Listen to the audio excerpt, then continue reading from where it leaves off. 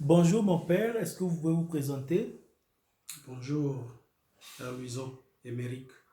Je suis le père Yves Zoussi, missionnaire spiritain congolais, maître de novice à Balmayor. Depuis la réouverture, je suis en ma quatrième année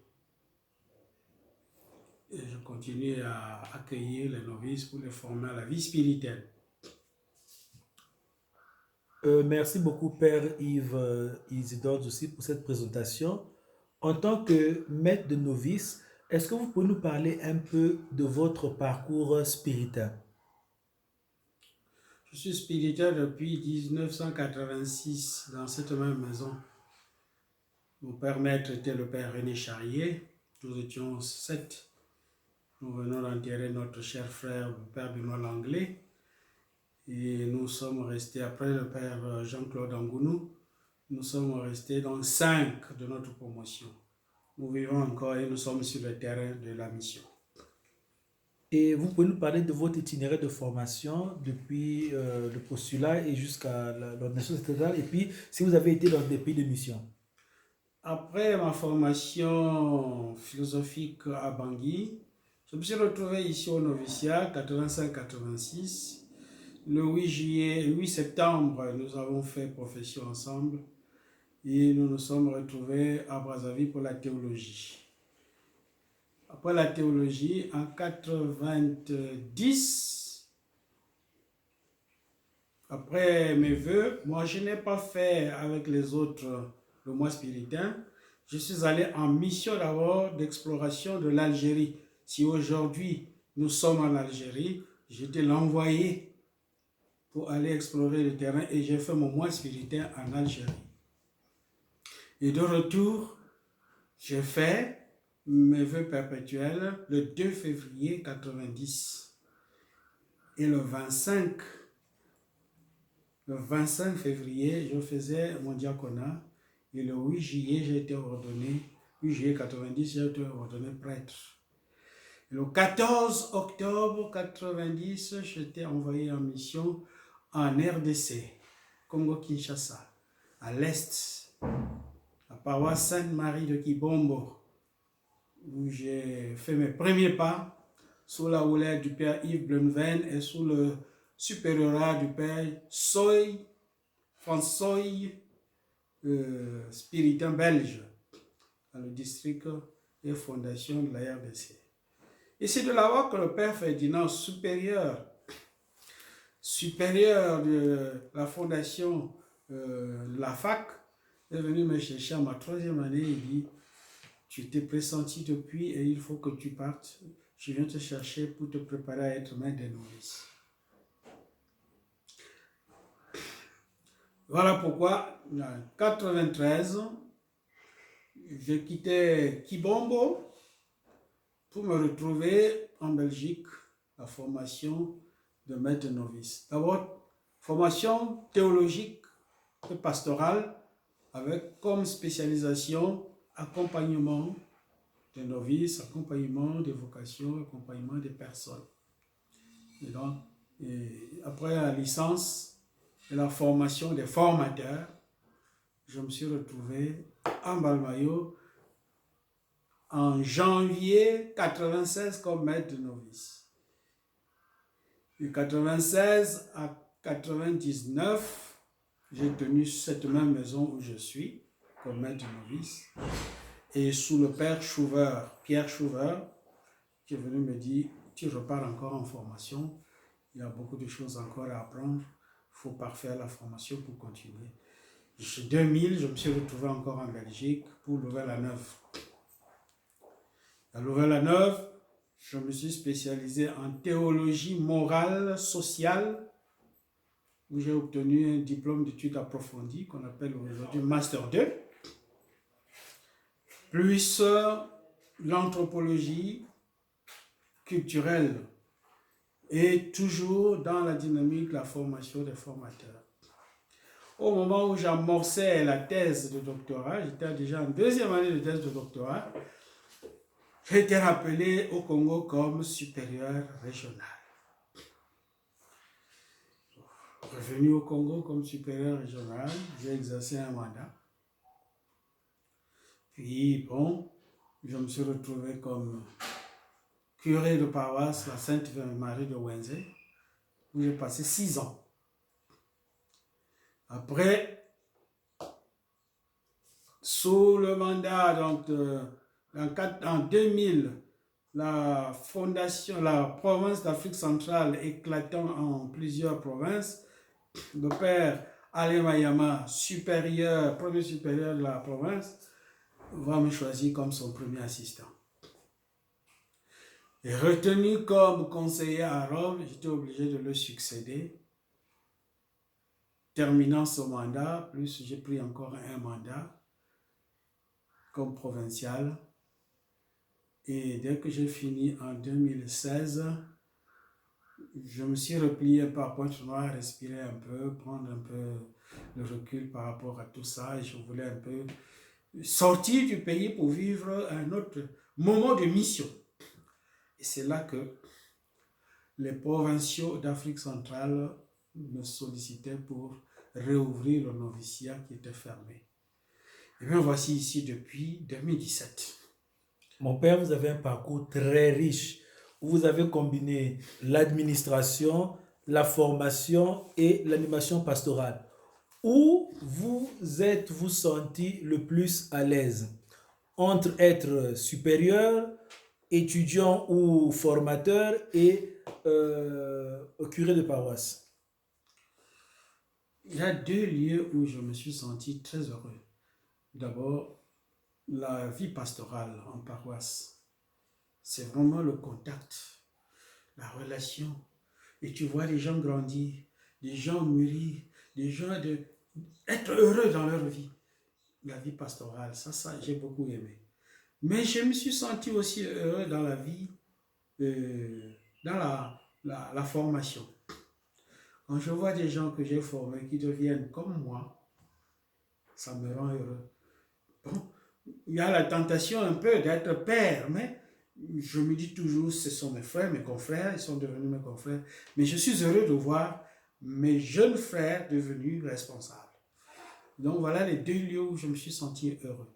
Ce qui pourrait laisser croire que vous ne vous êtes pas senti si heureux que ça en tant que supérieur ou dans l'administration. Comme supérieur, j'ai exercé par devoir. D'abord parce que l'administration, c'est quelque chose d'assez exigeant. Bon, je n'ai jamais cherché, mais je suis très obéissant. Vous allez le remarquer, je n'ai jamais désobéi. Dès qu'on me dit, tu fais ceci, je le fais. Et si on me demande, les confrères me demandent d'être leur supérieur, je ne le fais par obéissance. Mais je n'en cherche pas. Bon, mon père, nous sommes en train de nous acheminer vers le chapitre général de la congrégation. Celui-ci devait avoir lieu en 2020, mais à cause de la pandémie actuelle de la COVID-19, il aura, espérons-le, lieu en 2021. Et vous êtes au noviciat, qui est une maison de formation stratégique pour la congrégation. Et on sait très bien que lorsque quelque chose va mal, on pose la question de savoir qui a été ton maître de novice, qui t'a formé à la vie spirituelle. Bon, vous, en tant que maître de novice expérimenté, comment cela résonne dans votre cœur chaque fois qu'on a l'impression que des jeunes confrères n'ont pas été suffisamment bien formés? Comment est-ce que vous voyez? Est-ce que vous voyez ça comme étant un échec dans votre tâche comme maître de novice ou bien comment est-ce que vous ressentez cela? C'est assez délicat. Il faut savoir que le maître de novice est là pour donner le basique, l'essentiel de la vie religieuse. Nous sommes là pour former celui qui doit être spirituel. Donc, où qu'il se trouve, il doit vivre en spirituel.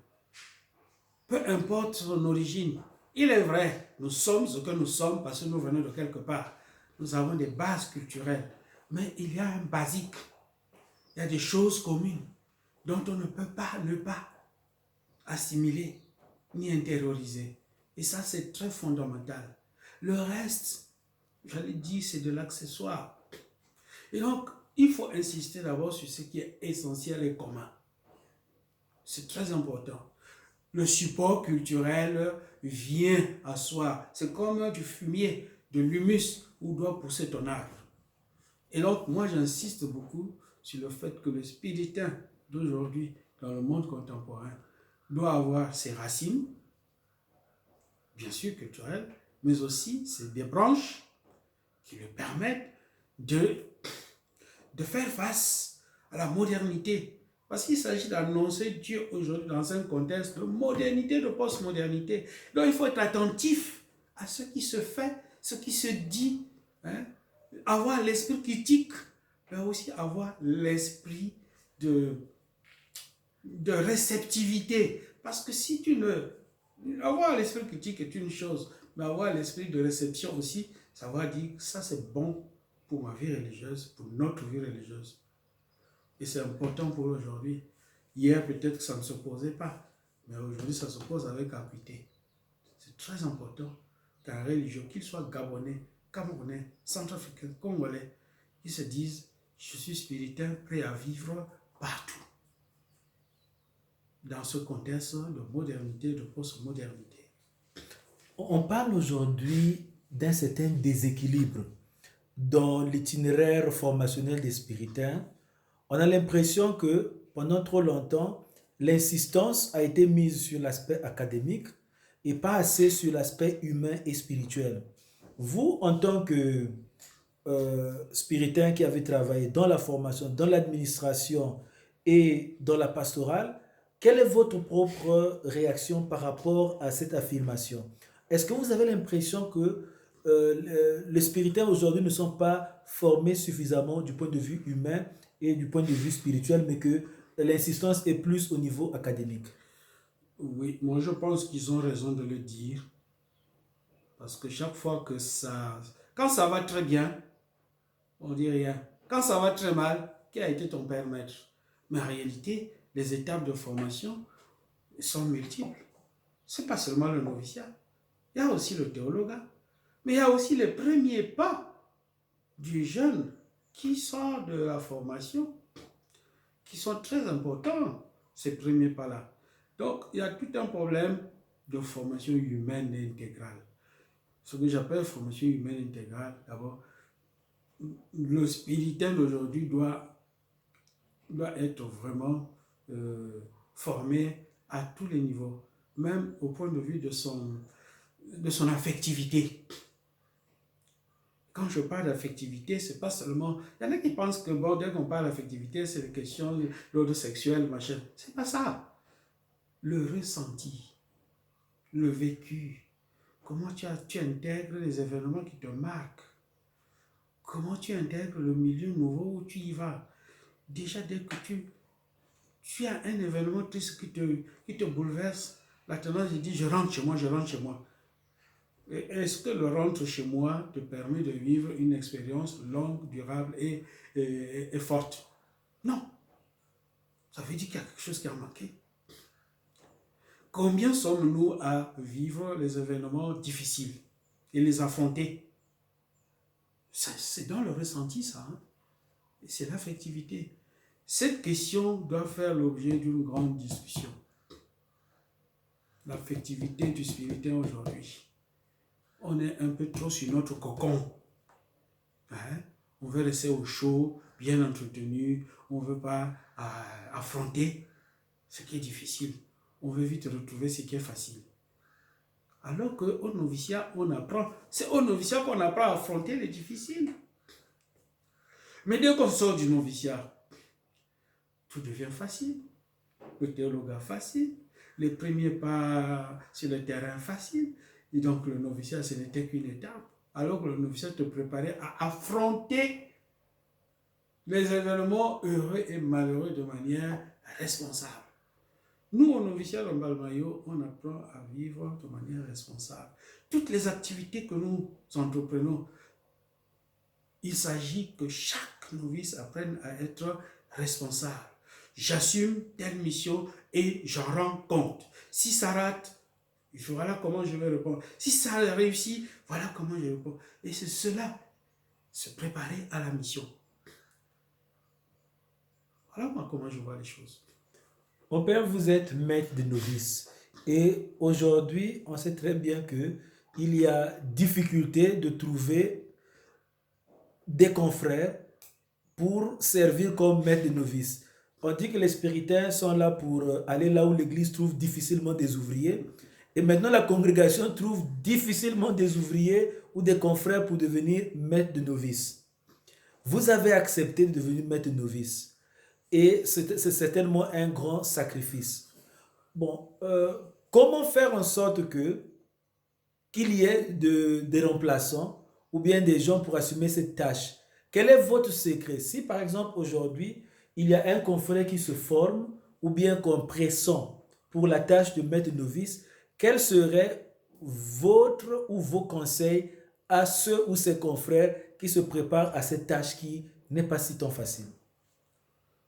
À propos de choses, il est vrai, mais même quand on m'a nommé le père Ferdinand d'Auguste Mémoire, quand il est venu m'annoncer ce qui était désigné, ce qui était prévu pour moi, j'ai tremblé. Parce que le noviciat, ce n'est pas le théologue ni le philosophe. C'est le cœur d'une province. C'est là que les futurs spirituels sont formés. Ça fait trembler. Mais, en même temps, celui qui a été désigné ou pressenti pour cela doit faire appel à tout son potentiel. Tu dois aller au fond de toi-même et ramener tout ce que tu as pouvant servir à cela. Même si tu as des fragilités, même si tu as des points de faiblesse, je pense que la grâce de Dieu agit.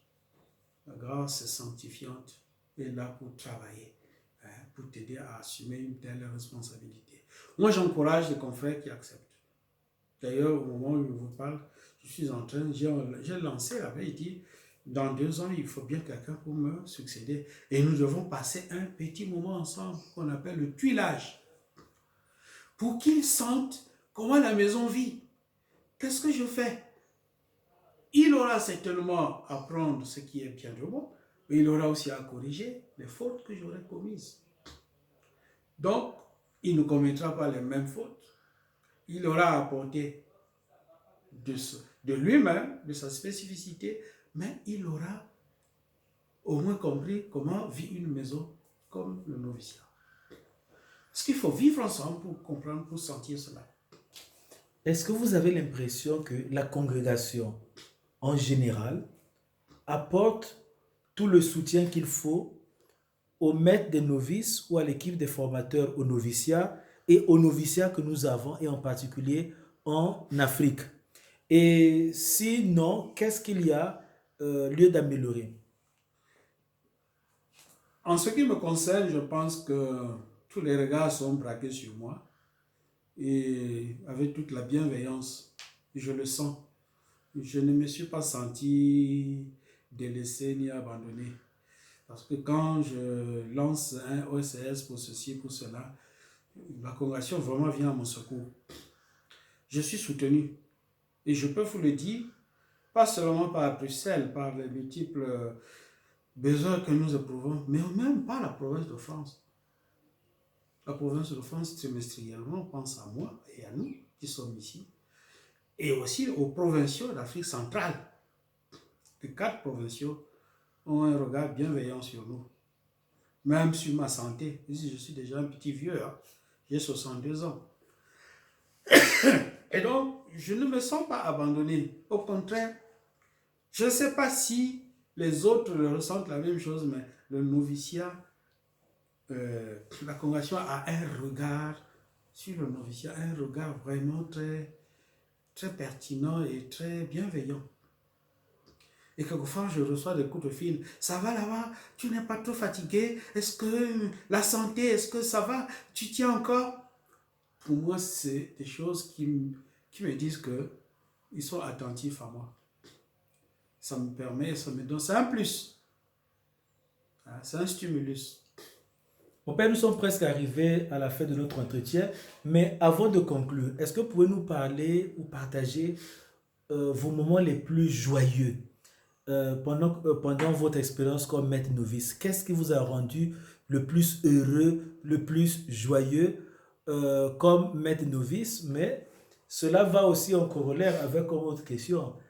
Qu'est-ce qui vous a rendu le plus triste ou quels ont été vos mystères douloureux en tant que maître de novice? Ce qui me rend heureux, qui m'a rendu heureux, chaque fois quand j'arrive à la fin d'une année canonique, c'est de voir des jeunes dans leur prière et leur acte de profession, ce qui sortent de leur bouche, leur prière, quand ils le disent, ils expriment leur motivation, ce qui les engage dans la conscience du Saint-Esprit. Ça me donne des larmes aux yeux, pas pour pleurer de tristesse, mais de joie et de bonheur. Ça me rend heureux. Ce qui m'attriste, c'est ce que je vois sur le terrain. Lorsque vous avez passé 365 jours et que les jeunes sur le terrain n'arrivent plus à vivre concrètement la vie communautaire, les conseils évangéliques, et qu'on vient vous dire, mon père, est-ce que vous ne connaissez pas celui-ci? Vous ne l'avez pas bien suivi? C'est attristant. Voilà ce qui m'attriste le plus souvent. Merci beaucoup, mon père. Et un mot de la fin. Nous allons avoir, comme je le disais tantôt, le chapitre général de la congrégation du Saint-Esprit.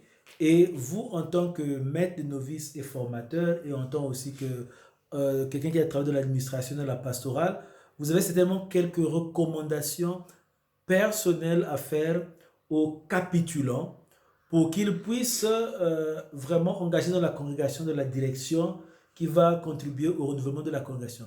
Qu'est-ce que vous avez comme message personnel aux capitulants et disons d'une manière générale à la congrégation du Saint-Esprit, aux spiritains d'aujourd'hui ou même à ceux qui veulent simplement devenir spiritains? Qu'est-ce que vous avez comme message personnel? Le message personnel que je donnerai aux capitulants qui iront au chapitre, c'est d'abord de se dire de prêter attention à la formation. Parce que tous les jeunes qui seront formés, c'est des confrères que nous aurons ensemble dans la vie communautaire et dans la vie de la mission. Donc nous devons avoir un regard. La formation n'est pas l'affaire des formateurs, c'est l'affaire de tout spiritain. Donc même dans le choix du candidat à envoyer en formation, nous sommes impliqués comme spiritains. Donc il faut que ce soit clair. Deuxièmement, la formation doit concerner tout confrère. Dès qu'on désigne un confrère que vous êtes pressenti pour ceci, nous devons nous rendre disponibles. Or, la disponibilité tend à disparaître. Chacun trouve son prétexte. Chacun veut trouver la raison. Je ne suis pas fait pour ça. Je ne suis pas fait pour ça. Mais qui est fait pour ça? Nous devons nous sentir disponibles à assumer une telle responsabilité. Et ensuite, et peut-être pour la dernière, il faut que les confrères aient une expérience de terrain. Le terrain vérifie la qualité de votre engagement apostolique et missionnaire et religieuse. Parce que si tu n'as aucune expérience, les jeunes que tu auras, de temps en temps, vous demandez, vous avez été où? Qu'est-ce que vous avez fait? Et si vous n'avez jamais fait, ne jamais envoyer dans une maison de formation quelqu'un qui n'a pas fait le terrain. Il aurait tendance à revivre ces moments académiques, ces moments de... Et c'est ce qu'on nous reproche. Nos maisons, nos scolasticas deviennent comme des dortoirs. Tout simplement parce qu'on va à l'école, on revient, et à la maison, il n'y a plus rien de spirituel. Et pourquoi? Parce qu'à la maison, il n'y a rien qui reflète, qui redit quelque chose de la vie spirituelle. Nous venons d'avoir, nous, ici, une réunion de formateurs. Nous l'avons redit. Même si nous prenons des cours à l'université, au consortium, nous devons avoir des choses, de remise à jour dans la maison de notre vie spirituelle. Et le spirituel qui sort doit avoir une expérience de terrain. C'est ce qu'il aura à partager aussi avec les étudiants où il se trouve, qu'il soit maître de novice, ou qu'il soit recteur, ou qu'il soit, je ne sais pas, recteur de philosophie ou bien de théologie. Il va avoir l'expérience de terrain. Très important. Donc, vraiment, merci beaucoup, mon Père, et nous souhaitons que le Seigneur vous accompagne dans votre cheminement et qu'il achève en vous ce qu'il a commencé. Merci, c'est moi qui vous remercie.